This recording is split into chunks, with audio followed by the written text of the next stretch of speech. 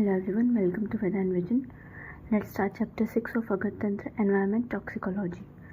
जनपद वंश क्या है? जनपद मतलब लोगों का समूह और उद्वंश मतलब नाश। जगत और मनुष्य में जो भाव सामान्य है उनके विकृत होने से एक ही समय में एक ही समान लक्षण वाले रोग उत्पन्न होकर जनपद को नष्ट कर देते हैं। वो समान भाव कौन कौन से? वायु, जल, देश और काल। Mother of environmental toxicology Rachel Carson. Environmental toxicology क्या है?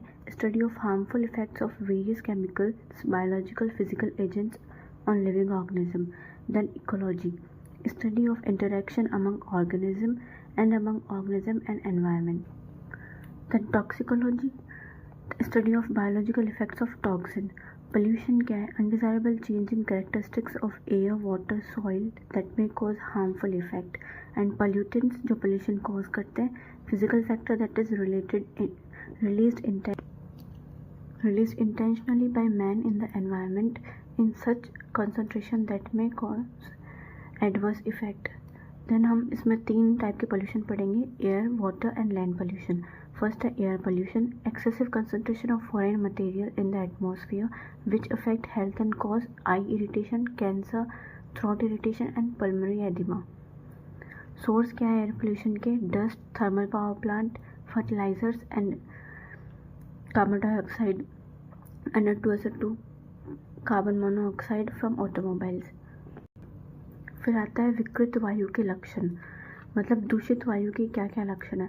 ऋतु के विपरीत बहने वाली होगी ये वायु, अभिसंधि, ज़्यादा शब्द करने वाली होगी, विथ बैड स्मेल, धूम युक्त होगी, आपस में टक्कर खाती हुई, श्वासकास करने वाली। फिर इसकी चिकित्सा क्या है? हल्दी, तमालपत्र, कुट, तगर, प्रियंगु धूम से विषाक्त धूम व वायु का शोधन करें। Then water pollution. Water pollution occur when pollutants are directly or indirectly discharged into water bodies. Water common water pollutants कौन कौन से हैं? ऑर्गेनिज्म। ऑर्गेनिक वाटर पोल्यूशन कौन कौन से हैं? Detergents, herbicides, pesticides, petroleum products. Inorganic water pollutants है NH2SO2 and heavy metals. Macroscopic pollutants garbage and thermal pollutant decrease, ये O2 लेवल को डिक्रीज कर देते हैं, alter food chain and water temperature को बढ़ा देते हैं। Water pollutants cause cholera, diarrhoea, dysentery, hepatitis A and MBSS. दूषित जल के क्या क्या लक्षण है? ये इसके अंदर विकृत गंध, वर्ण, रस, स्पर्श युक्त होगा, ये क्लेद युक्त, जिसमें जलचर पक्षी ना रहे और पीने में स्वादिष्ट नहीं होगा। इसका शोधन कैसे करेंगे? अमलतास, पाटल, सोमवलकल, इनको जलाकर इनकी शीतल भस्म को दूषित जल में छोड़ दें। Then land pollution, undesirable factors introduced by human activities in land. Due to this, flies, mosquitoes and other insects produced which cause cholera, dysentery and conjunctivitis.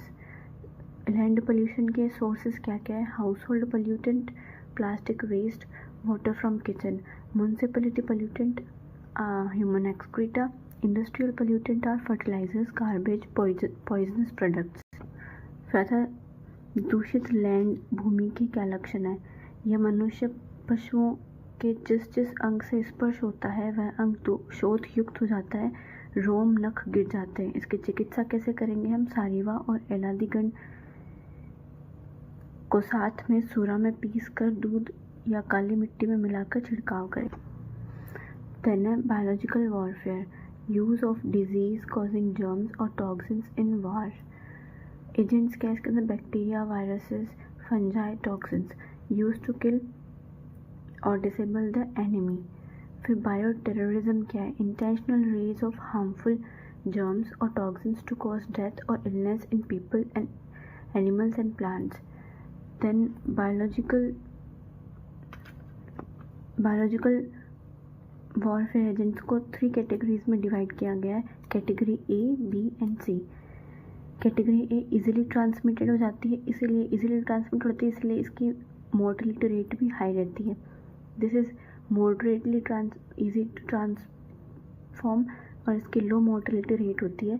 This ease production, इसकी भी हाई मोर्टेलिटी रहती है। Cause major public health impact, ये भी cause major health public impact. Then biological warfare weapons, weapons भी 3 categories में divided है। Category A, इसके अंदर ये सारे वेपन्स आते हैं, category B and category C.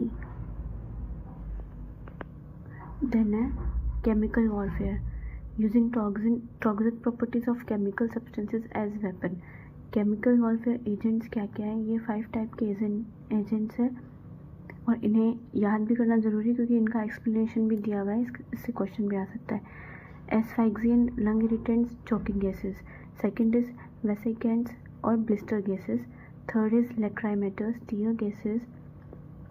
Fourth is sternutator, nasal irritants और vomiting gas. And fifth is nerve gases. First is asphyxiant और चोकिंग गैसेस। ये जो इसके कॉमन सोर्सेस क्या क्या है? Chlorine, phosgene gas. Phosgene gas जो है 10 times more toxic than chlorine gas. Act mainly on pulmonary alveoli. On inhalation, they cause watering of eyes, vomiting, headache, coughing, cyanosis, collapse and tightness of chest. Then इसकी death जो है within 20 to 48 hours में हो जाती है। Then है vesicants, mustard gas and lewisite, ये इसकी कॉमन सोर्स है। Mustard gas cause irritation of eyes, nose and throat, vomiting, nausea and abdominal pain, penetrate clothes and cause itching, redness, blisters मतलब कि छाले हो जाते हैं, mainly for moist area of skin. Then levisite cause blisters in skin, on absorption produces signs of arsenic poisoning. Third is lacrimators or tear gases, chloroacetophenone and ethyl iodoacetate and bromobenzoyl cyanide. लैक्राइमेटर्स के symptoms क्या क्या है?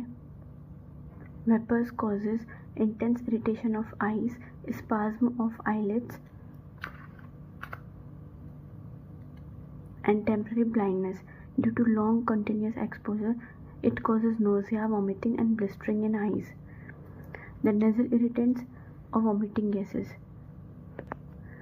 इसमें जो है DA, DM and CD, आप इसकी short form से इसको याद कर सकते हो और ये है इसकी फुल फॉर्म। देन इसके सिम्टम्स क्या क्या है? Vapours causes sneezing, headache, salivation, nausea, vomiting, prostration and tightness of chest. Nerve gases क्या है? इसके एजेंट्स क्या है? GA, GB and GD। इनका ये GA को जैसे टेबन बोलते हैं, GB को सैरिन, ये कलरलेस, ऑर्डरलेस और वोलेटाइल लिक्विड होते हैं। These are identical to organophosphates in their biological activity, absorb from lungs, GIT और skin, inhibit acetylcholinesterase. Then इसके सिम्टम्स क्या क्या है? First, loss of consciousness within seconds. Second, convulsions after few minute and third, breathing stop and flaccid muscles. Then third is nuclear warfare और atomic warfare. Nuclear weapons का use होता है इसके अंदर। Nuclear weapons are weapons of mass destruction, produce destruction in much shorter time, have long lasting radiological results used. और ये जो nuclear weapons है ये ओनली अभी तक 2 बार यूज़ हुए, used only twice in warfare by United States against Japan at the end of World War second on this date. The nuclear weapon 2 type के होते हैं, fission weapons and fusion weapons. Fission weapon atomic bomb होते हैं, fusion weapon hydrogen bomb. इसको thermonuclear fusion में बोलते हैं। Fusion reaction between isotopes of hydrogen. Then term ecotoxicology, study of effect of toxic chemicals on biological organisms, pollution, ecosystem, biosphere level. Multidisciplinary field है ये एक। इसका गोल क्या है? इकोटॉक्सिकोलॉजी का गोल क्या है? To reveal and predict the effects of pollution, inform the choice of action to restore ecosystem services, structures and functions. Then term ecotoxicology किसके द्वारा दिया गया था? It integrate the effects of stressors across all level of biological organisms from nuclear level to whole ecosystem. फिर आता है environmental toxicants क्या क्या है? most common PCBs, pesticides, mold and other mycotoxins, phthalates found in water and sewage system. ये जो है volatile organic compound जो है formaldehyde, ये सीवेज सिस्टम में पाया जाता है. Asbestos, heavy metals, chloroform and chlorine. Then ये किस तरह पूरी पॉपुलेशन को इफेक्ट करते हैं. Direct effect, indirect effect and sublethal effect. Direct consumption of toxins can cause developmental and reproductive problems. Indirect क्या करते हैं, affected by loss of food which decline due to toxins. And sublethal effect make the organism sick, causing abnormalities in chromosomes structure in human, affecting severe cardiovascular system को affect करते हैं, nervous system और any animals exposed, cause mutations. Then है biomagnification. ये topic आपने 12th में ही पढ़ा होगा, जिसमें फूड चेन के सक्सेसिव ट्रॉपिक लेवल्स में टॉक्सिक सब्सटेंसेस का अक्यूमुलेशन बढ़ता रहता है. It is concentration of toxin pesticides in tissues of tolerant organisms at successively higher level in food chain. Its increase can result as persistence में क्या होता है, substances cannot broken down by environmental process and food chain energetics. Substances concentration increase progressively as it moves up in food chain. Then ये है एक food chain.